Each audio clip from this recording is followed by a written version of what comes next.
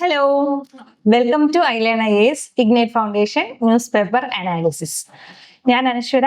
അപ്പോൾ ഞാൻ ഇന്ന് നിങ്ങൾക്ക് ഓഗസ്റ്റ് 13 ന്യൂസ് അനാലിസിസ് ആണ് ചെയ്യാനായിട്ട് പോകുന്നത്. ഇത് ഹിന്ദുവിലെ ട്രിവാൻഡ്രം എഡിഷനും അതുപോലെ തന്നെ ഇന്ത്യൻ എക്സ്പ്രസിന്റെ ഡൽഹി എഡിഷനിലെ ന്യൂസും ആണ് നമ്മൾ കവർ ചെയ്യുന്നത്. അതെന്താന്ന് വെച്ച് കഴിഞ്ഞാൽ ഇന്ത്യൻ എക്സ്പ്രസിന്റെ ട്രിവാൻഡ്രം എഡിഷൻ നമുക്ക് അവൈലബിൾ അല്ല. നമുക്ക് ഓൺലൈനിൽ അവൈലബിൾ ആയിട്ടുള്ളത് ഡൽഹി എഡിഷൻ ആണ്. ദെൻ ട്രിവാൻഡ്രം എഡിഷനിലെ ഹിന്ദുവിലെ ന്യൂസ് പേപ്പറും ആണ് നമ്മൾ കവർ ചെയ്യുന്നത്. UPSCക്ക് ആവശ്യമായിട്ടുള്ള രീതിയിൽ ഇമ്പോർട്ടൻ്റ് ആയിട്ടുള്ള ടോപ്പിക്കുകൾ പിക്ക് ചെയ്തിട്ട് 2 ന്യൂസ് പേപ്പറിൽ നിന്നും കൂടിയായിട്ടാണ് നമ്മൾ ന്യൂസ് ഒക്കെ കവർ ചെയ്യുന്നത്. അപ്പൊ നമുക്ക് പെട്ടെന്ന് തന്നെ ഇന്നത്തെ ഇമ്പോർട്ടൻ്റ് ആർട്ടിക്കിൾസിലേക്ക് കടക്കാം. ഫസ്റ്റ് ഓഫ് ഓൾ നമ്മൾ ടെക്സ്റ്റ് ആൻഡ് കോണ്ടെക്സ്റ്റ് ആണ്. വർക്കിംഗ് ഓഫ് സാറ്റലൈറ്റ് ഇന്റർനെറ്റിനെ കുറിച്ച് ഒരു ടെക്സ്റ്റ് ആൻഡ് കോണ്ടെക്സ്റ്റ് ഉണ്ട്, അത് നമ്മൾ ഡിസ്കസ് ചെയ്യുന്നുണ്ട്. അതുപോലെ തന്നെ motion sets in for removal of high court judge അത് വരുന്നുണ്ട്. അതുപോലെ തന്നെ സ്ട്രേ ഡോഗ്സിനെ കുറിച്ച് ഒരു എഡിറ്റോറിയൽ വന്നിട്ടുണ്ട്, അത് നമ്മൾ ഡിസ്കസ് ചെയ്യുന്നുണ്ട്. അതുപോലെ തന്നെ long range missiles by IAF കുറിച്ച് പറയുന്നുണ്ട്. അതുപോലെ തന്നെ സെമി കണ്ടക്ടർ പ്ലാൻസിന് വേണ്ടിയിട്ട് നമ്മുടെ ക്യാബിനറ്റ് അപ്രൂവൽ കൊടുത്തിട്ടുണ്ട്, ആ ഒരു ന്യൂസ് നമ്മൾ നോക്കുന്നുണ്ട്. അതുപോലെ തന്നെ സെക്ഷൻ 156 ഓഫ് BNS ഇതിനെക്കുറിച്ചുമാണ് നമ്മൾ ഇന്നത്തെ ഡിസ്കഷനിൽ നോക്കാനായിട്ട് പോകുന്നത്. അപ്പൊ നമുക്ക് പെട്ടെന്ന് തന്നെ ന്യൂസിലേക്ക് കിടക്കാം. അപ്പൊ നമ്മുടെ ഫസ്റ്റ് ആർട്ടിക്കിൾ എന്ന് പറയുന്നത് വർക്കിംഗ് ഓഫ് സാറ്റലൈറ്റ് ഇന്റർനെറ്റ്, നമ്മുടെ GS3 സയൻസ് ആൻഡ് ടെക്നോളജിയിലെ സ്പേസ് അതുപോലെ തന്നെ കമ്മ്യൂണിക്കേഷൻ ടെക്നോളജി എന്ന് പറയുന്ന ഭാഗത്തിൽ വരുന്ന ഒരു ആർട്ടിക്കിൾ ആണിത്. അബൌട്ട് സാറ്റലൈറ്റ് ഇന്റർനെറ്റിനെ കുറിച്ചാണ്. നമുക്കറിയാം ഇപ്പോഴത്തെ ഒരു യുഗം എന്ന് പറയുന്നത് ഇന്റർനെറ്റിന്റെ യുഗമാണ്. അപ്പോൾ ഇന്റർനെറ്റ് എന്ന് പറയുന്നത് നമുക്ക് വളരെ നെസസിറ്റി ആണ്. അപ്പോൾ എന്താണ് ഇന്റർനെറ്റ് നമുക്ക് എപ്പോഴും സ്പീഡായിട്ടുള്ളതായിരിക്കണം. അതുപോലെ തന്നെ നമുക്ക് കറക്റ്റ് കണക്ടിവിറ്റി ഉള്ള രീതിയിൽ, ലോ ലാറ്റൻസി ഉള്ള രീതിയിലൊക്കെ ഉള്ള ഇന്റർനെറ്റ് ആയിരിക്കും നമുക്ക് കിട്ടേണ്ടത്. അപ്പോൾ അങ്ങനെ വരുന്ന സമയത്ത് ആണ് ഈ പറയുന്ന സാറ്റലൈറ്റ് ഇന്റർനെറ്റിന്റെ ഒക്കെ ആവശ്യം നമുക്ക് വരുന്നത്. അപ്പൊ നോക്കാം, നമ്മുടെ ഇലോൺ മസ്കിന്റെ സ്റ്റാർലിങ്ക് പ്രൊജക്റ്റ് ഒക്കെ ഇന്ത്യയിലേക്ക് വരാനായിട്ട് പോകുന്നു, അങ്ങനെയുള്ള ന്യൂസുകളൊക്കെ വരുന്നുണ്ട്. അപ്പോൾ ആ ഒരു സെഷനിൽ നമുക്ക് ഈ പറയുന്ന സാറ്റലൈറ്റ് ഇന്റർനെറ്റ് എന്നൊക്കെ പറയുന്നത് വളരെ അത്യാവശ്യമായിട്ടുള്ള ഒരു കാര്യമാണ്. അപ്പോ ഈ പറയുന്ന സാറ്റലൈറ്റ് ഇന്റർനെറ്റിന്റെ ഡിമാൻഡ്സ് ഒക്കെ കൂടി വരാണ്. എന്തുകൊണ്ടാണ് നമുക്ക് സാറ്റലൈറ്റ് ഇന്റർനെറ്റ് കൂടുതൽ എന്നാണ് ഫസ്റ്റ് ഓഫ് ഓൾ ഇവര് പറയുന്നത്. Why do we need A satellite internet? നമുക്ക് എന്തിനാണ് ഒരു സാറ്റലൈറ്റ് ഇന്റർനെറ്റിന്റെ ആവശ്യം? നമുക്കറിയാം, നമ്മൾ ഇന്റർനെറ്റ് കണക്ടിവിറ്റി സാറ്റലൈറ്റ് വഴിയല്ല, നമ്മൾ ഗ്രൗണ്ട് വഴിയാണ്. നമ്മുടെ പണ്ട് എങ്ങനെയായിരുന്നു ടെലിഫോൺ കമ്മ്യൂണിക്കേഷൻ എങ്ങനെയായിരുന്നു? അത് വയേർഡ് ആയിട്ടായിരുന്നു. നമ്മൾ റോഡൊക്കെ പൊളിച്ച് അതിൽ കൂടെ വയർ വഴിയായിരുന്നു. അങ്ങനെ ആ ഒരു കണക്ടിവിറ്റി വരുന്ന സമയത്ത് എന്തൊക്കെ ബുദ്ധിമുട്ടുകളാണ് ഉണ്ടാവുക? അത് കുറേ ലോങ് ഏരിയ നമ്മൾ ഇതിന് വേണ്ടിയിട്ട് പൊളിക്കേണ്ടതായിട്ട് വരുന്നു. അതുപോലെ തന്നെ ലോങ് വയറുകൾ വേണം. ഇതൊക്കെ എന്താണ്, നമുക്ക് എക്കണോമിക്കലി വയബിൾ അല്ല. ലോങ് ഡിസ്റ്റൻസിലേക്ക് നമുക്ക് ഈ പറയുന്ന കണക്ടിവിറ്റി ഉണ്ടാക്കുക എന്ന് പറയുന്നത് നമുക്ക് എക്കണോമിക്കലി വയബിൾ അല്ല, അതൊരു പ്രശ്നമാണ്. അതുപോലെ തന്നെ ഇതൊക്കെ ഫിസിക്കലി ഡാമേജ് ഉണ്ടാവാനായിട്ട് ചാൻസ് ഉണ്ട്. എന്തെങ്കിലും ഒരു ക്ലൈമറ്റ് ചേഞ്ച് അതുപോലെ തന്നെ ഒരു ഡിസാസ്റ്റർ ഉണ്ടാവുന്ന സമയത്ത് ഇത് പെട്ടെന്ന് നാശം സംഭവിക്കാനായിട്ടൊക്കെ ഉണ്ട്. ഇപ്പൊ പണ്ടത്തെ ടെലിഫോൺ ഇതിലൊക്കെ ഉള്ള പ്രശ്നങ്ങൾ അതായിരുന്നു. എന്തെങ്കിലും പെട്ടെന്ന് ഒരു കാറ്റും മഴയൊക്കെ ഉണ്ടായി കഴിഞ്ഞാൽ ആ ഒരു കണക്ടിവിറ്റി കട്ടാവുന്നൊക്കെ ഉണ്ട്. അപ്പൊ അതൊക്കെ ഈ ഒരു പണ്ടത്തെ പറയുന്ന ഈ ഒരു ഇന്റർനെറ്റ് സിസ്റ്റത്തിന്റെയും ടെലികമ്മ്യൂണിക്കേഷൻ സിസ്റ്റത്തിന്റെ മിസ്റ്റേക്ക് ആയിരുന്നു. അപ്പൊ അത് മാറ്റേണ്ടത് നമുക്ക് ആവശ്യമാണ്. ദെൻ നമ്മുടെ കണക്ടിവിറ്റി ഇഷ്യൂസ് ഉണ്ടാവുന്നുണ്ട്. പണ്ടത്തെ മോഡല് കണക്ടിവിറ്റി ടെലികമ്മ്യൂണിക്കേഷൻ സിസ്റ്റം ആയിരിക്കുന്ന സമയത്ത് എന്താണ്, നമുക്ക് റൂറൽ ഏരിയാസിലേക്ക് ഒന്നും കണക്ടിവിറ്റി കിട്ടില്ല. ഇപ്പൊ നമ്മള് മൂന്നാർ അല്ലെങ്കിൽ ഹിൽ സ്റ്റേഷൻസ് അതുപോലെ തന്നെ ലോങ് റൂറൽ ഏരിയയിലേക്ക് ചെല്ലുന്ന സമയത്ത് എന്താണ്, നമുക്ക് ഫോണിൽ റേഞ്ച് ഒക്കെ ഉണ്ടാവല് കുറവാണ്. അപ്പൊ ആ ഒരു റീജിയൻസിലേക്കുള്ള കണക്ടിവിറ്റി ഒക്കെ എന്താണ്, കുറവാണ്. അപ്പൊ ഇങ്ങനെയൊക്കെ ഉള്ള സമയത്ത് എന്താണ്, ഈ സമയത്താണ് നമുക്ക് നമ്മുടെ സാറ്റലൈറ്റ് ഇന്റർനെറ്റ് ആവശ്യമായിട്ട് വരുന്നത്. കാരണം നമുക്ക് നാച്ചുറൽ ഡിസാസ്റ്റേഴ്സ് വരുമ്പോൾ മോശമാവാനായിട്ട് പാടില്ല. കണക്ടിവിറ്റി എപ്പോഴും നമുക്ക് നന്നായി കിട്ടണം. അതുപോലെ തന്നെ നമുക്ക് എക്കണോമിക്കലി വയബിൾ ആയിരിക്കണം. നമുക്ക് എന്താണ് കൂടുതൽ അതിനെ ആ ഒരു സിസ്റ്റത്തിനെ നമുക്ക് കൂടുതൽ റിലയബിൾ ആയിട്ടുള്ള ഒരു നെറ്റ്വർക്ക് സിസ്റ്റം ആണ് അല്ലെങ്കിൽ ഒരു കമ്മ്യൂണിക്കേഷൻ സിസ്റ്റം ആണ് നമുക്ക് ആവശ്യം ആയിട്ടുള്ളത്. ഈ ഒരു സമയത്താണ് നമ്മുടെ സാറ്റലൈറ്റ് ഇന്റർനെറ്റ് എന്താണ് ഒരു പവർഫുൾ സൊല്യൂഷൻ ആയിട്ട് നമ്മുടെ മുമ്പിലോട്ട് വരുന്നത്. ഇതെന്താ ചെയ്യുന്നത്? നമുക്ക് എക്സ്റ്റെൻസീവ് ആയിട്ട് അതുപോലെ തന്നെ റിസലന്റ് ആയിട്ടുള്ള കവറേജ് നമുക്ക് പ്രൊവൈഡ് ചെയ്യുന്നുണ്ട്. ദെൻ എന്തൊക്കെയാണ് ഈ സാറ്റലൈറ്റ് ഇന്റർനെറ്റിന്റെ ഫീച്ചേഴ്സ് എന്ന് നോക്കാം.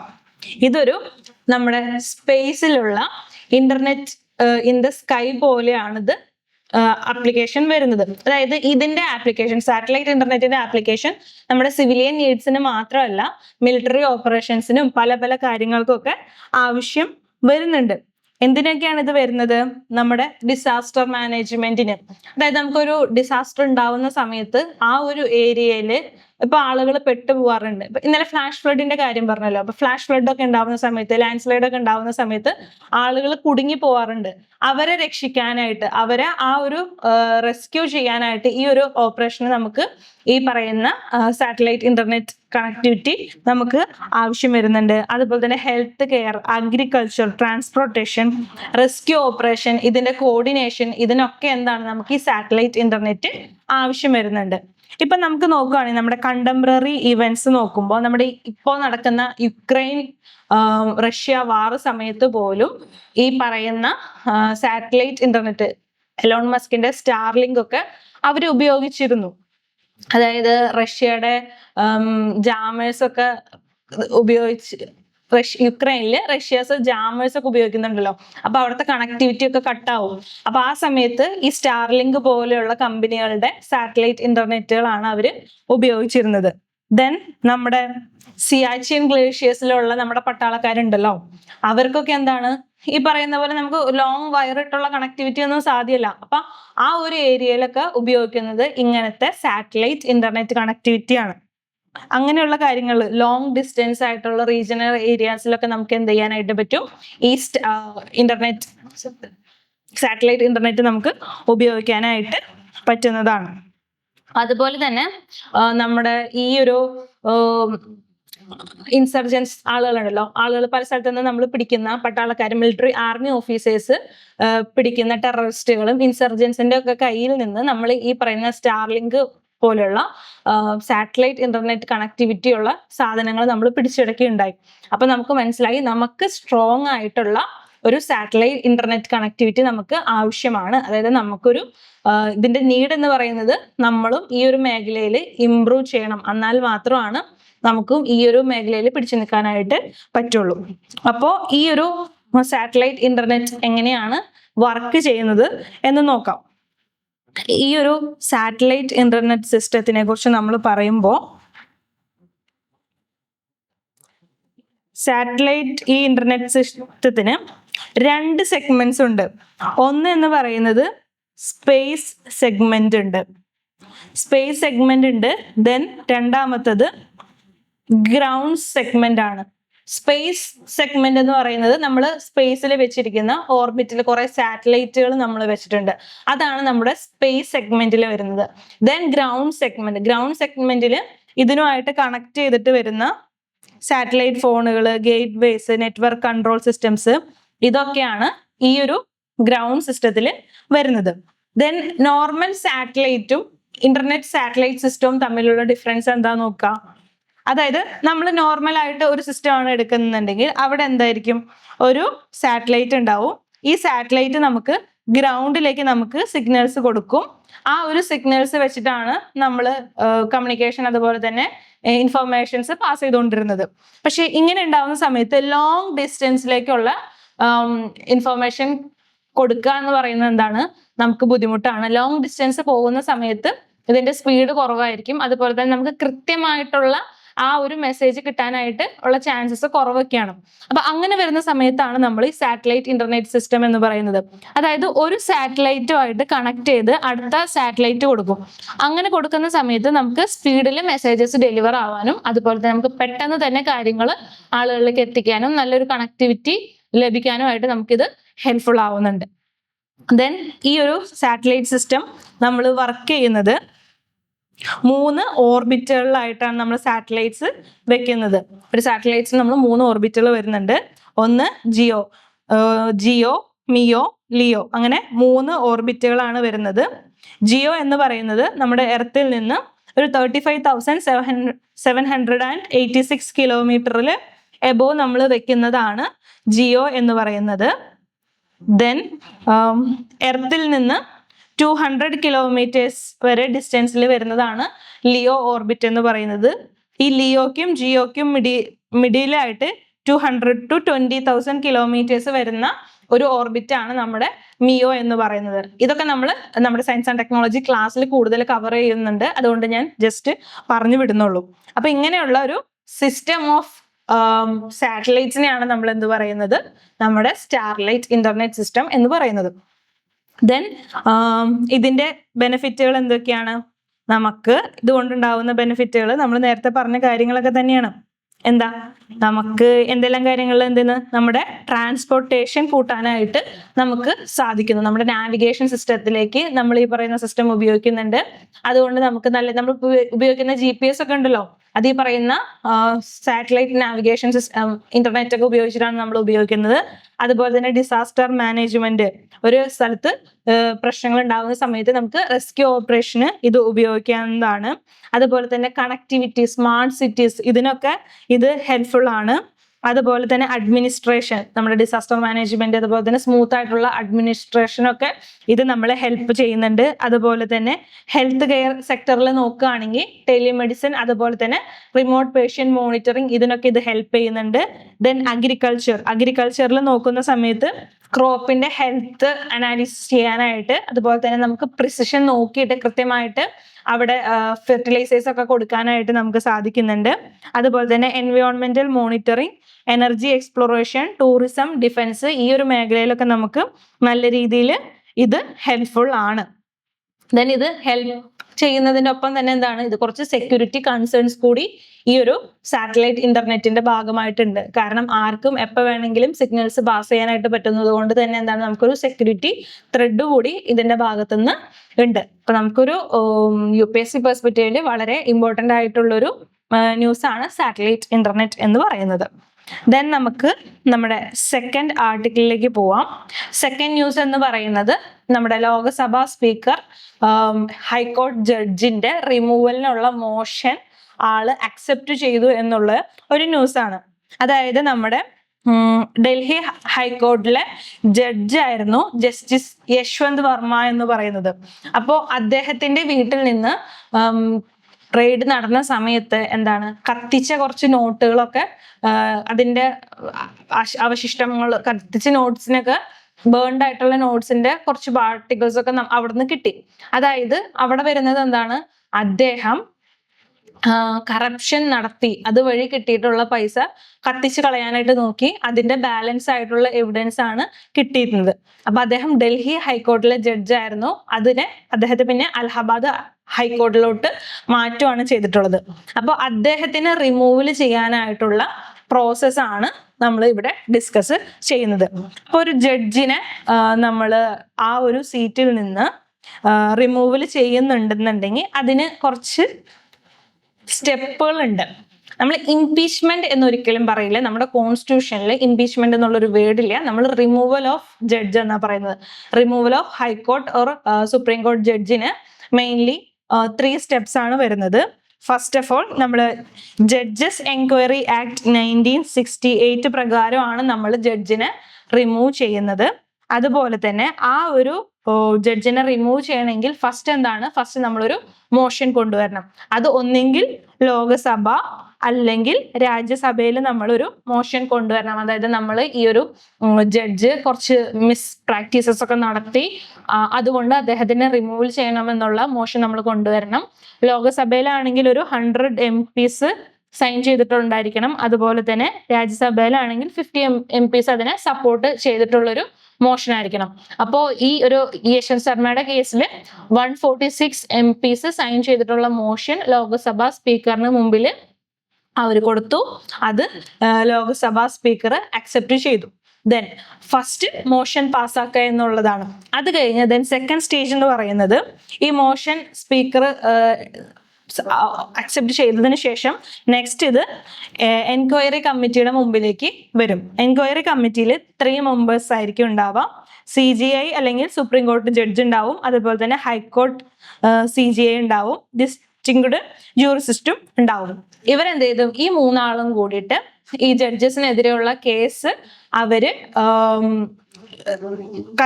ജഡ്ജസിന് എവിടെയുള്ള എക്സാമിൻ ചെയ്യും, എവിഡൻസ് അതുപോലെ തന്നെ കാര്യങ്ങളൊക്കെ ക്രോസ് ചെക്ക് ചെയ്തിട്ട് ഈ പറയുന്ന ജഡ്ജ് എന്താണ് ഗിൽട്ടി ആണോ എന്നുള്ള കാര്യം ഇവർ തീരുമാനിക്കും. എന്നിട്ട് ഇവരൊരു റിപ്പോർട്ട് ഉണ്ടാക്കും. ഈ റിപ്പോർട്ട് എന്ത് ചെയ്യും, ദെൻ അത് കഴിഞ്ഞിട്ട് പാർലമെന്റിന് വോട്ടിനായിട്ട് കൊടുക്കും. പാർലമെന്റിന്റെ അപ്രൂവൽ കിട്ടണം. അതിനായിട്ട് 2/3 of members present and voting and 50% of total membership in both house ആവശ്യമാണ്. അത് കഴിഞ്ഞിട്ട് പാർലമെന്റ് വോട്ട് ഇട്ട് കഴിഞ്ഞപ്പോൾ നേരിട്ട് പിന്നെ എവിടെ എത്തും, നമ്മുടെ പ്രസിഡന്റിന്റെ മുമ്പിൽ എത്തും. ദെൻ പ്രസിഡന്റ് എഗ്രി ചെയ്ത് കഴിഞ്ഞാൽ നമ്മൾ ഈ ജഡ്ജിനെ എന്ത് ചെയ്യാം, റിമൂവ് ചെയ്യാനായിട്ട് പറ്റും. ഈ ഒരു പ്രോസസ്സിംഗ് ആണ് റിമൂവൽ ഓഫ് ജഡ്ജിൽ വരുന്നത്. ദെൻ ഇത് റിമൂവൽ ഓഫ് ജഡ്ജിനെ പറയുന്ന ആർട്ടിക്കിൾസ് എന്ന് പറയുന്നത് 124A അതുപോലെ തന്നെ ആർട്ടിക്കിൾ 218 ആണ് ജഡ്ജിന്റെ റിമൂവലിനായിട്ടുള്ള ലീഗൽ ബേസിസ് കൊടുക്കുന്ന ആർട്ടിക്കിൾസ് എന്ന് പറയുന്നത്. ദെൻ ഇതൊക്കെ നമ്മുടെ ഇതിൽ നടന്നിട്ടുള്ള ജഡ്ജസിന് എതിരായിട്ടുള്ള കേസസ് ആണ്. ജസ്റ്റിസ് രാമസ്വാമി, ജസ്റ്റിസ് സൗമിത്ര സെൻ, അതുപോലെ തന്നെ SK Bangle, justice Pardiwala, justice CV Nagarjuna, ഇവർക്കെതിരെയൊക്കെ ഈ പറയുന്ന കേസസ് ഇംപീച്ച് റിമൂവലിനായിട്ടുള്ള കേസസ് നടന്നിട്ടുണ്ട്. പക്ഷെ ഇതുവരേക്കും നമ്മൾ ഒരു ജഡ്ജിനെ പോലും റിമൂവ് ചെയ്തിട്ടില്ല. അപ്പോൾ ഇദ്ദേഹത്തിന്റെ കേസിൽ എന്താ വന്നതെന്ന് വെച്ച് കഴിഞ്ഞാൽ, ഇദ്ദേഹം കള്ളപ്പണം ഉള്ള രീതിയിൽ അതുപോലെ തന്നെ മാൽ പ്രാക്ടീസസ് നടത്തി. അദ്ദേഹത്തിന്റെ വീട്ടിൽ നിന്ന് പൈസ കിട്ടുന്ന സമയത്ത് അത് ബേൺ ചെയ്തു. അതിന്റെ എവിഡൻസ് കിട്ടി. ആ സമയത്ത് അദ്ദേഹത്തിന് ഡൽഹിയിൽ നിന്ന് അലഹബാദ് ഹൈക്കോർട്ടിലോട്ട് മാറ്റി. അതുപോലെ തന്നെ നമ്മുടെ CJI പറഞ്ഞു അദ്ദേഹത്തിനോട് സ്വയം റിസൈൻ ചെയ്യാം, അല്ലെങ്കിൽ നമ്മൾ എന്താണ് റിമൂവലിലേക്ക് നോക്കുമെന്ന് പറഞ്ഞു. പക്ഷെ അദ്ദേഹം റിസൈൻ ചെയ്തില്ല. അപ്പൊ നമ്മൾ അദ്ദേഹത്തിന്റെ റിമൂവലിനായിട്ടുള്ള പ്രോസസ്സ് നടക്കുവാണ്. അപ്പൊ അതിന്റെ ഫസ്റ്റ് സ്റ്റെപ്പ് നമ്മുടെ ലോക്സഭാ സ്പീക്കർ അംഗീകരിച്ചു. ദെൻ നമ്മുടെ നെക്സ്റ്റ് എന്ന് പറയുന്നത് ഹിന്ദുവിൽ വന്നിട്ടുള്ളൊരു എഡിറ്റോറിയൽ ആണ് അബൌട്ട് സ്ട്രേ ഡോഗ്സിനെ കുറിച്ചുള്ളൊരു എഡിറ്റോറിയൽ ആണ്. അതായത് ഇന്നലെ സുപ്രീം കോടതി ഒരു ജഡ്ജ്മെന്റ് കൊണ്ടുവന്നിരുന്നു. അത് റിലേറ്റഡ് ആയിട്ടുള്ള ഒരു ആർട്ടിക്കിൾ ആണ് വരുന്നത്. അതായത് ഡൽഹി ഏരിയ ഉണ്ടല്ലോ, ഈ ഡൽഹി ഏരിയയിൽ ഇപ്പൊ ഈ അടുത്തായിട്ട് കുറച്ചധികം സ്ട്രേ ഡോഗ്സ് കൂടി. ഈ അടുത്ത് ഒരു 6 വയസ്സായ കുട്ടീനെ സ്ട്രേ ഡോഗ് കടിച്ചിട്ട് റാബീസ് കാരണം ആ കുട്ടി മരണമടഞ്ഞു. അതുപോലെ ഈ ഒരു ഡോഗ് ബൈറ്റ് കാരണം കുറെ ആളുകൾ മരണമടയുന്നു. ഇങ്ങനെയുള്ള കേസസ് ഡൽഹിയിൽ കൂടി വരികയാണ്. ആ ഒരു സമയത്താണ് സുപ്രീം കോടതി ഇങ്ങനെ ഒരു ജഡ്ജ്മെന്റ് കൊണ്ടുവരുന്നത്. ഈ ഒരു ജഡ്ജ്മെന്റിൽ പറയുന്നത് എന്താന്ന് വെച്ച് കഴിഞ്ഞാൽ, സ്ട്രേ ഡോഗ്സിനെ, ഇങ്ങനെ അലഞ്ഞു തിരിഞ്ഞ് നടക്കുന്ന സ്ട്രേ ഡോഗ്സിനെ ഒക്കെ അവിടുന്ന് റിമൂവ് ചെയ്യണം. വിത്തിൻ 8 വീക്സിനുള്ളിൽ ഇവരെ ഒരു സ്ട്രോങ് ആയിട്ടുള്ള കൂടുകളിലേക്കോ അല്ലെങ്കിൽ അവരെ മാറ്റി പബ്ലിക്കിൽ നിന്ന് മാറ്റി അവരെ വേറെ രീതിയിലേക്ക് മാറ്റി സംരക്ഷിക്കണം എന്നുള്ളൊരു ജഡ്ജ്മെന്റ് വന്നു. അത് റിലേറ്റഡ് ആണ് ഇങ്ങനെ ഒരു ന്യൂസ് വന്നിരിക്കുന്നത്. അതായത് ഒരു 30,000ഓളം ഡോഗ് ബൈറ്റ് കേസസ് എന്താണ് ഡൽഹിയിൽ റെക്കോർഡ് ചെയ്യുന്നുണ്ട്. അപ്പോൾ Delhi and its satellite to collect every stray dog within 8 week confine them permanently in pounds and expand shelter capacity at speed. അപ്പോൾ ഡൽഹിയിലുള്ള സ്ട്രേ ഡോഗ്സിനെ മാക്സിമം 8 വീക്കിനുള്ളിലെല്ലാം കളക്ട് ചെയ്തിട്ട് അവരെ റീഹാബിലിറ്റേഷൻ ഷെൽട്ടറിലേക്ക് മാറ്റുക എന്നുള്ളൊരു ന്യൂസാണ് വന്നിരിക്കുന്നത്. അപ്പോൾ ഇത് ഡൽഹി പോലുള്ള ഒരു സ്റ്റേറ്റിൽ, അതായത് കുറച്ച് കൺജസ്റ്റഡ് ആയിട്ടുള്ള ഒരു സ്റ്റേറ്റ് ആണ്, കുറച്ച് ചെറിയ സ്റ്റേറ്റ് ആണ്. അപ്പോൾ ഇതിന് ഇത്രയും ഡോഗ്സിനെ കവർ ചെയ്തിട്ട് അവരെ പൗണ്ടിലോട്ട് മാറ്റാന്ന് പറയുന്നത് എളുപ്പമായിട്ടുള്ള കാര്യമല്ല. ദെൻ നമ്മുടെ അനിമൽ ബർത്ത് കൺട്രോൾ റൂൾ 2023 യുമായിട്ട് ഇത് കോൺട്രാഡിക്ടറി ആണ് വരുന്നത്. അതായത് അനിമൽ ബർത്ത് കൺട്രോൾ റൂൾ അതുപോലെ തന്നെ അനിമൽ ക്രൂവാലിറ്റി പ്രൊട്ടക്ഷൻ എതിരെയുള്ള നിയമപ്രകാരം ഒരു ആനിമലിനെ സ്ട്രേ ഡോഗ് പബ്ലിക്കിന് ബുദ്ധിമുട്ടാവുന്നുണ്ടെന്നുണ്ടെങ്കിൽ അതിന്റെ ബർത്ത് കൺട്രോൾ ചെയ്ത് അതിനെ സ്റ്റെറിലൈസേഷൻ ചെയ്തതിന് ശേഷം അതിന് ആ ഒരു ഇഞ്ചക്ഷൻ കാര്യങ്ങളെല്ലാം ചെയ്തിട്ട് അതിനെ വീണ്ടും ആ ഒരു പബ്ലിക്കിലോട്ട് വിടുക എന്നാണ് ഇതിനകത്ത് ആ ഒരു നിയമപ്രകാരം ഉള്ളത്. അവരുടെ ആ ഒരു ഡോക്ട്രൈൻ പറയുന്നത് തന്നെ capture, nurture, vaccinate and release. ഇതിന് കോൺട്രാഡിക്ടറി ആയിട്ട് വരും ഇപ്പൊ പറഞ്ഞ സുപ്രീം കോടതി വേർഡിക്ട് എന്ന് പറയുന്നത്. അതായത് അവരെ സ്റ്റെറിലൈസേഷൻ ചെയ്യാൻ മാത്രമല്ല ഇവരെന്താ ചെയ്യേണ്ടത്, ഇവരെ സേഫ് ആയിട്ടുള്ള പൗണ്ടിലോട്ട് മാറ്റാൻ കൂടിയാണ് വിധി വന്നിരിക്കുന്നത്.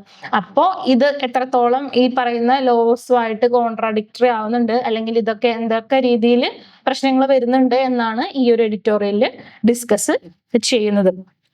ദെൻ ഇത് നമ്മുടെ ഇന്ത്യൻ സൊസൈറ്റിയുടെ അർബണൈസേഷൻ അതുപോലെ തന്നെ ഇഷ്യൂസ് ഇൻ സൊസൈറ്റി എന്ന് പറയുന്ന ഭാഗത്ത് വരുന്ന ഒരു ന്യൂസ് ആർട്ടിക്കിൾ ആണ്.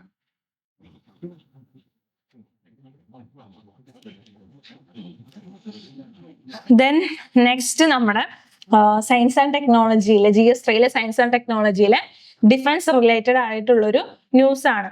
അതായത് നമ്മുടെ long range missiles IAF Indian എയർഫോഴ്സിന്റെ ലോങ് റേഞ്ച് മിസൈൽസിന്റെ നമ്പേഴ്സ് കൂട്ടാനായിട്ടുള്ള ഒരു തീരുമാനം ഉണ്ട്. അതായത് നമ്മൾ ഓപ്പറേഷൻ സിന്ദൂർ കഴിഞ്ഞ കുറച്ച് മാസങ്ങൾ മുമ്പ് നടന്നിട്ടുള്ള നമ്മുടെ ഓപ്പറേഷൻ സിന്ദൂറിൽ നമ്മൾ മനസ്സിലാക്കിയിട്ടുള്ള കാര്യമാണ് എന്ത്, ലോങ് റേഞ്ച് മിസൈൽസുകൾ നമുക്ക് ആവശ്യമാണ് എന്നുള്ളത്.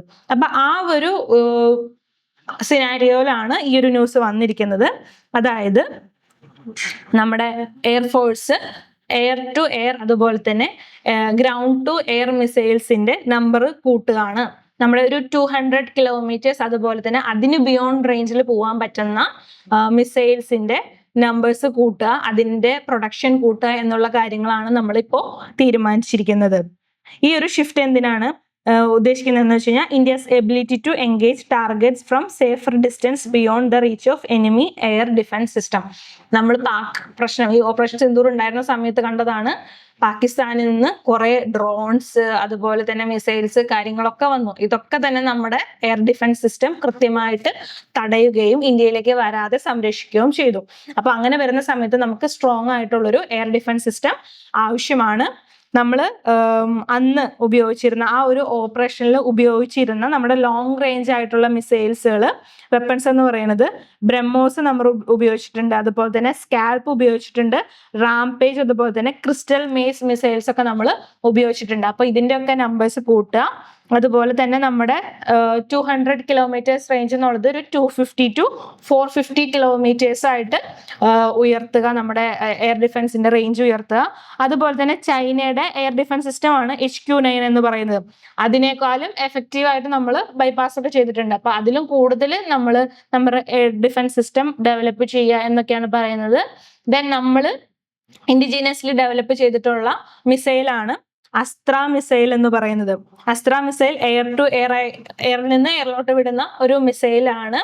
ആ ഒരു മിസൈൽ നമ്മൾ ഇന്ത്യയിൽ ഡെവലപ്പ് ചെയ്തതാണ്. അപ്പോൾ അതിൻ്റെയൊക്കെ ഡെവലപ്മെന്റ്സ് കൂട്ടാം, അതിൻ്റെയൊക്കെ റേഞ്ച് വലുതാക്കാം, അതുപോലെ തന്നെ അങ്ങനെയുള്ള കാര്യങ്ങളാണ് പറയുന്നത്. ദെൻ നമ്മുടെ എയർ ഡിഫൻസ് സിസ്റ്റം കൂടുതൽ ഉണ്ടാക്കാനായിട്ട് കൊണ്ടുവന്നിട്ടുള്ള ഒരു പ്രൊജക്റ്റ് ആണ് പ്രൊജക്ട് കുഷ എന്ന് പറയുന്നത്. Indigenous initiative lead by DRDO to develop long range air defence missile system. നമ്മുടെ എയർ ഡിഫൻസ് ലോങ് ആയിട്ടുള്ള air defence missile system develop ചെയ്യാൻ വേണ്ടിയിട്ട് DRDO കൊണ്ടുവന്നിട്ടുള്ള ഒരു പ്രൊജക്റ്റ് ആണ് പ്രൊജക്ട് കുഷ എന്ന് പറയുന്നത്. അപ്പോൾ ഇത്രയും കാര്യങ്ങളാണ് ഇതിനകത്ത് പറയുന്നത്. നമ്മുടെ ലോങ് റേഞ്ച് മിസൈൽ സിസ്റ്റത്തിന്റെ നമ്പേഴ്സ് കൂട്ടുക, എഫിഷ്യൻസി കൂട്ടുക എന്നുള്ളതാണ്. പിന്നെ ഓപ്പറേഷൻ സിന്ദൂറിൽ ഉപയോഗിച്ചിട്ടുള്ള ഏതൊക്കെ മിസൈൽസ് ആണെന്ന് നമ്മൾ പറഞ്ഞു. നമ്മുടെ എയർ ഡിഫൻസ് സിസ്റ്റത്തിനെ കുറിച്ചും പറഞ്ഞു. അപ്പൊ ഈ എയർ ഡിഫൻസ് സിസ്റ്റത്തെ കുറിച്ച് 2018 UPSC വന്നിട്ടുള്ള ഒരു ക്വസ്റ്റ്യൻ ആണ്. What is thermal high altitude area defence താഡ് sometimes seen in the news? താഡ് എന്ന് പറഞ്ഞ എയർ ഡിഫൻസ് സിസ്റ്റത്തെ കുറിച്ച് ആ ന്യൂസിൽ വന്നിരുന്നു. അത് ഈ പറയുന്ന ഇതിന് ഏതാണ് അതിന്റെ ആൻസർ എന്നുള്ള ക്വസ്റ്റ്യൻ ആണ്. ഒന്നെന്തായിരുന്നു? ഇസ്രായേലി റഡാർ സിസ്റ്റം അല്ല. ഇന്ത്യയുടെ indigenous air anti missiles programme അല്ല. അതേതാണ്? IG integrated missile guided programme ആണ്. അതല്ല. Then American anti missile system, a defence collaboration between Japan and South Korea. താഡ് എന്ന് പറയുന്നത് അമേരിക്കയുടെ ആന്റി മിസൈൽ സിസ്റ്റം ആണ്. അപ്പൊ നമ്മുടെ പ്രിലിംസ് ഓറിയന്റഡ് ആയിട്ട് ഇങ്ങനെ ന്യൂസിൽ വരുന്ന മിസൈൽസുകൾ അതുപോലെ തന്നെ മിസൈൽ സിസ്റ്റത്തിനെ കുറിച്ചൊക്കെ നോക്കേണ്ടതാണ്. 2023 ക്രൂയിസ് മിസൈൽസ് എന്താ, അതുപോലെ തന്നെ ബാലിസ്റ്റിക് മിസൈൽസ് എന്താന്നുള്ള രീതിയിലുള്ള ക്വസ്റ്റ്യൻസും വന്നിരുന്നു. So UPSC prelims perspective it is very important area. അപ്പൊ അതുപോലെ തന്നെ ഓപ്പറേഷൻ സിന്ദൂറിൽ നമ്മൾ ഉപയോഗിച്ച ഈ ഒരു മിസൈൽസിന്റെ ഈ ഒരു പേര് കൂടി നോക്കി വെക്കുന്നത് നല്ലതാണ്. ദെൻ നമ്മുടെ നെക്സ്റ്റ് ന്യൂസ് എന്ന് പറയുന്നത് cabinet approval for semiconductor plants. നമ്മുടെ ക്യാബിനറ്റ് ഇന്നലെ ഒരു 4 സെമി കണ്ടക്ടേഴ്സ് പ്ലാന്റ് നിർമ്മിക്കാനായിട്ടുള്ള അനുമതി കൊടുത്തു. അനുമതി കൊടുത്തിരിക്കുന്നത് 3 സ്റ്റേറ്റിലാണ്. 4 സ്ഥലങ്ങളുണ്ട്. ഒഡീഷയിൽ തന്നെ 2 സ്ഥലം കൊടുക്കുന്നുണ്ട്. അതുപോലെ തന്നെ പഞ്ചാബ്, ആന്ധ്രാപ്രദേശ്, ഇങ്ങനെ 3 സ്റ്റേറ്റിലായിട്ട് 4 പ്ലേസിലേക്കാണ് ഗവൺമെന്റ് നമ്മുടെ സെമി കണ്ടക്ടർ പ്ലാന്റ് നിർമ്മിക്കാനായിട്ടുള്ള അനുമതി കൊടുത്തിരിക്കുന്നത്. ഇത് നമ്മുടെ സെമി കണ്ടക്ടർ മിഷൻ ഗവൺമെന്റ് നമ്മൾ സെമി കണ്ടക്ടർ മേഖലയിൽ ഡെവലപ്പ് ചെയ്യാൻ വേണ്ടിയിട്ട് സെൻട്രൽ ഗവൺമെന്റ് കൊണ്ടുവന്നിട്ടുള്ള ഒരു പ്രോഗ്രാമാണ് ഇന്ത്യൻ സെമി കണ്ടക്ടർ മിഷൻ എന്ന് പറയുന്നത്. ഇതിന്റെ ഭാഗമായിട്ടാണ് നമ്മൾ ഈ കാര്യങ്ങളൊക്കെ നോക്കുന്നത്. ദെൻ സെമി കണ്ടക്ടേഴ്സ് നമ്മൾ എന്തിനാ യൂസ് ചെയ്യുന്നത്? നമ്മൾ ഇലക്ട്രോണിക് ടെക്നോളജിയിൽ സെമി കണ്ടക്ടേഴ്സ് നമുക്ക് വളരെ ഇമ്പോർട്ടൻ്റ് ആയിട്ടുള്ള ഒരു ഏരിയ ആണ്. ഇത് നമ്മൾ കണ്ടക്ടേഴ്സും ഇൻസുലേറ്റേഴ്സിന്റെ ഇടയിലുള്ള കണ്ടക്ടിവിറ്റിക്കാണ് നമ്മൾ സെമി കണ്ടക്ടേഴ്സ് യൂസ് ചെയ്യുന്നത്. എക്സാമ്പിൾസ് ഓഫ് സെമി കണ്ടക്ടേഴ്സ് ഉപയോഗിക്കുന്ന മെറ്റീരിയൽസ് എന്ന് പറയുന്നത് സിലിക്കൺ, അതുപോലെ തന്നെ ജെർമേനിയം ആണ്. ദെൻ സെമി കണ്ടക്ടേഴ്സിന്റെ ടോപ്പ് പ്രൊഡ്യൂസർ എന്ന് പറയുന്നത് തായ്വാൻ ആണ്. വേൾഡിന്റെ 92% സെമി കണ്ടക്ടർ പ്രൊഡക്ഷൻ ഇൻ തായ്വാനിലാണ്. അത് കഴിഞ്ഞ് സൗത്ത് കൊറിയ, USA, ചൈനയാണ്. അതുപോലെ തന്നെ അതിന്റെ ടോപ്പ് കൺസ്യൂമേഴ്സ് എന്ന് പറയുന്നത് ചൈന, USA, തൈവാൻ, അതുപോലെ തന്നെ സൗത്ത് കൊറിയ ആണ്. അപ്പോൾ ഈ ഒരു പേരുകൾ, അതുപോലെ തന്നെ ആ ഒരു റാങ്കിങ് കൂടി നോക്കിയിരിക്കണേ. മേ ബി പ്രിലിംസ് പെർസ്പെക്റ്റീവില് എപ്പോൾ വേണമെങ്കിലും ചോദിക്കാവുന്ന ഒരു ഏരിയ ആണ്. അപ്പൊ നമുക്ക് സെമി കണ്ടക്ടേഴ്സ്, എന്തുകൊണ്ടാണ് ഇന്ത്യക്ക് സെമി കണ്ടക്ടേഴ്സ് ഇമ്പോർട്ടൻ്റ് ആണെന്ന് പറയുന്നത്? അതായത് നമ്മൾ ഗ്ലോബൽ ലെവലിൽ ടെക് റിലേറ്റഡ് കാര്യങ്ങളിൽ ഇംപ്രൂവ് ചെയ്തുകൊണ്ടിരിക്കുകയാണ്. അപ്പൊ ടെക്നോളജി നമുക്ക് ഡെവലപ്പ് ചെയ്യണമെന്നുണ്ടെങ്കിൽ ഇങ്ങനത്തെ ചെറിയ ചിപ്പുകൾ, കാര്യങ്ങൾ, ഇതൊക്കെ നമ്മൾ ബെനിഫിറ്റ് കൂടുതൽ ഇംപ്രൂവ് ചെയ്യണം. അങ്ങനെ വരുന്ന സമയത്ത് സെമി കണ്ടക്ടേഴ്സ് നമ്മൾ സ്വയം ബിൽഡ് ചെയ്യുകയും ഇത് നമുക്ക് മറ്റു രാജ്യങ്ങളിലേക്ക് കൊടുക്കാനും പറ്റണം. നമ്മൾ നല്ലൊരു പ്രൊഡ്യൂസർ ആവണം. അതുപോലെ തന്നെ നമ്മുടെ കൺസംഷന് നമുക്ക് ബെനിഫിറ്റും ആവണം. ദെൻ അതുപോലെ തന്നെ എന്താണ്, നമ്മുടെ ടെക്നോളജി ബിൽഡ് ചെയ്തവരാണ് AI, റോബോട്ടിക്സ്, അങ്ങനെ. അപ്പൊ ഈ എല്ലാ മേഖലയിലും സെമി കണ്ടക്ടേഴ്സ് വളരെ ആവശ്യമുള്ളൊരു കാര്യം ആണ്. അപ്പോൾ അതിന് വേണ്ടിയിട്ട് നമ്മൾ കൊണ്ടുവന്നിട്ടുള്ള ഇന്ത്യയുടെ പ്രോഗ്രാമാണ് സെമിക്കോൺ ഇന്ത്യ പ്രോഗ്രാം എന്ന് പറയുന്നത്. It aim to provide attractive incentive support to companies in the semiconductors industry. അപ്പൊ ഇത്തരം കാര്യങ്ങളാണ് ഇതിനകത്ത് നമ്മൾ ഡിസ്കസ് ചെയ്യുന്നത്. ദെൻ നമ്മുടെ ലാസ്റ്റ് ആർട്ടിക്കിൾ എന്ന് പറയുന്നത് നമ്മുടെ GS2 Indian polity, Indian judiciary and criminal justice സിസ്റ്റത്തിൽ വരുന്ന ഒരു ന്യൂസ് ആർട്ടിക്കിൾ ആണ്. അതായത് നമ്മുടെ സുപ്രീം കോടതി questions potentiality of abuse of BNS, Bharat ന്യായ സംഹിത സെക്ഷൻ 152. ഇപ്പൊ നമുക്കൊരു കൺഫ്യൂഷൻ ഉള്ള ഒരു സെക്ഷൻ ആണ് നമ്മുടെ സെക്ഷൻ 152 ഓഫ് ഭാരത് ന്യായ സംഹിത എന്ന് പറയുന്നത്. ഇത് നമ്മുടെ കൊളോണിയൽ റൂൾ ആയിട്ടുള്ള സെഡിഷൻ എന്ന് പറയുന്ന IPC ഉണ്ടായിരുന്ന IPC സെക്ഷൻ 124A ഈ പറയുന്ന സെഡിഷൻ ലോ ആയിരുന്നു. സെഡിഷൻ ലോ എന്ന് പറയുന്നത് നമ്മൾ പറയുന്ന വാക്കാലോ അല്ലെങ്കിൽ എഴുതുന്ന കാര്യങ്ങൾ പ്രകാരമോ അല്ലെങ്കിൽ ഞാൻ ചെയ്യുന്ന എന്തെങ്കിലും ഒരു പ്രവൃത്തി എന്ന് പറയുന്നത് നമ്മുടെ രാജ്യത്തിന്റെ യൂണിറ്റിക്കും അല്ലെങ്കിൽ സംരക്ഷണത്തിനും നമ്മുടെ സെക്യൂരിറ്റിക്കും ഒക്കെ ത്രെഡ് വരുവാന്നുണ്ടെങ്കിൽ നമ്മളെ എപ്പോൾ വേണമെങ്കിലും പിടിച്ച് ജയിലിൽ ഇടാനായിട്ടുള്ള ആ ഒരു ഇതെന്താണ് ഗവൺമെന്റിന് ഉണ്ട് എന്നുള്ളതാണ് സെഡിഷൻ ലോ പറയുന്നത്. ഇതിന്റെ ഒരു അടുത്ത് നിൽക്കുന്ന ഒരു കാര്യം തന്നെയാണ് BNS സെക്ഷൻ 152 വരുന്നത്. അപ്പൊ അത് റിലേറ്റഡ് ആയിട്ട് സുപ്രീം കോടതി പറഞ്ഞത് എന്താന്ന് പറഞ്ഞാൽ ഈ ഒരു സെക്ഷൻ 152 BNS എന്ന് പറയുന്നത് നമ്മുടെ സോവർണിറ്റി, അതുപോലെ തന്നെ യൂണിറ്റി ആൻഡ് ഇന്റഗ്രിറ്റി ഓഫ് ഇന്ത്യക്ക് മോശം ആണ്. അതൊരിക്കലും നമ്മുടെ ഈ പറയുന്ന കാര്യങ്ങൾ സോവർണിറ്റി, ഇന്റഗ്രിറ്റി, അതുപോലെ തന്നെ യൂണിറ്റിക്ക് ഒന്നും പറ്റുന്ന കാര്യങ്ങളല്ല ഈ പറയുന്ന സെക്ഷൻ എന്ന് പറയുന്നത്. ഇത് നമ്മുടെ യൂണിറ്റിനെയൊക്കെ നശിപ്പിക്കുന്നതാണ്. അതുകൊണ്ട് ഇതിനെ എന്താണ് ഈ ഗ്രൗണ്ടിൽ അൺകോൺസ്റ്റിറ്റ്യൂഷണൽ ആണ് എന്ന് സുപ്രീം കോടതിക്ക് പറയേണ്ടി വരും എന്നാണ് ഈ ഒരു ഇതിൽ പറഞ്ഞിരിക്കുന്നത്. അപ്പോൾ ഇത്രയും ആർട്ടിക്കിൾസ് ആണ് നമ്മൾ ഇന്ന് കവർ ചെയ്യുന്നത്.